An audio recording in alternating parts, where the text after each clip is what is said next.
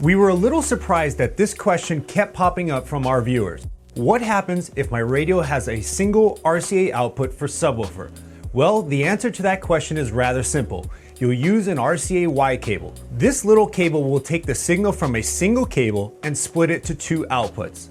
Some amplifiers may even do this part for you, allowing you to use just a single cable. If you're bridging an amplifier, you'll want to use a Y cable.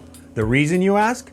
Most subwoofer amplifiers are monoblock designs, consisting of only a single channel. Internally, the signal from the stereo inputs is summed. The reason for this is the human hearing has a difficult time distinguishing direction of frequencies below 80 Hz due to their omnidirectional sound waves. Sound from the subwoofer radiates in all directions due to the wavelength being larger than the subwoofer driver and reflecting off of vehicle surfaces, arriving at the listener's ear with multiple phase differences due to these reflections. The human hearing isn't great at distinguishing these phase differences when in lower bass notes.